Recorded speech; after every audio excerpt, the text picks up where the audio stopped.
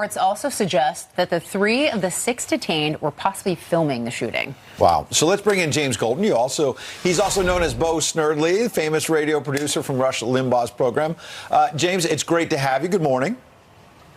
Thank you so much. Good morning. We want to ask you about this case. You've got the FBI sort of dancing around. I understand we've got to show them respect that they're still gathering the facts before they jump to a motive. But you've got others like Republican Congressman Matt Gaetz down in Florida where you are saying, look, let's call it what it is. It was Islamic terror. It sure looks to be Islamic terrorism. The interesting thing, one of the things is that we have wrapped ourselves in this country up so much with political correctness that we can't do some of the obvious things. Profiling.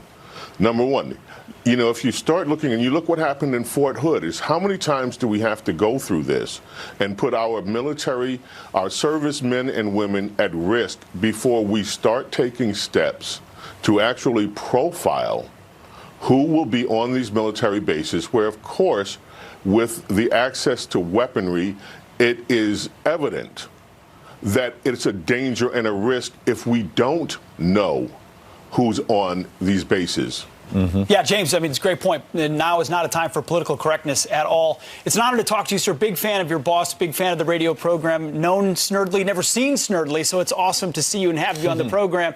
Your boss was on our show yesterday. Here's what he had to say about the Trump economy. Listen. The American people don't want the president impeached. The American people love the economy. They love the robust new deals that we have made in the trade sector and in the wage sector. Look at the African-American unemployment approval rating for President Trump. I think this is fabulous news, and it's once again going to illustrate the utter futility that the Democrat Party faces in trying to get rid of him. James, so to what Rush says, how can the Democrats possibly compete with President Trump? Well, they're trying to compete with him with impeachment.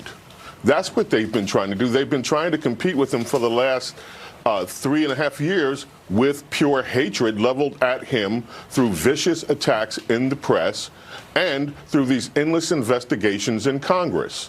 That's how they compete with him. They can't compete with him on the economy. Look what's happened, especially when it's concerning minorities. You've had, over the first 18 months of the Trump administration, a 400% increase in the numbers of black entrepreneurs who've been able to open up businesses or start up businesses. You also have for minorities, you have historic lows in unemployment. We have never had as many African Americans and as many Hispanics working as we do right now. Never in American history has this happened. So how are they going to compete with that? Well, and James, let's stay on that because you were promising to make black Americans Republican again with a new PAC for black conservatives. Look, you look at states like Florida where African-American women were the difference makers for Governor Ron DeSantis and his victory over Andrew Gillum.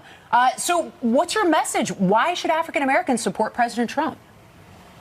Well, let me just say, I'm not promising. This is going to be a long haul. We have had 50 years of a nonstop narrative from the Democrat Party and from liberals and the mainstream media and academia telling the world that Republicans and conservatives are their enemy.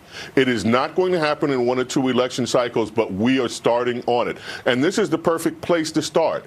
President Trump, as you know, the polls are showing right now, 2 respected polls by liberals and 1 poll that they don't respect, that the president has a 30-ish approval rating among black voters. Why is that? Well, the economy is booming. Do you realize 5 years ago, many black families in this country had to tell their kids this is not going to be a good Christmas?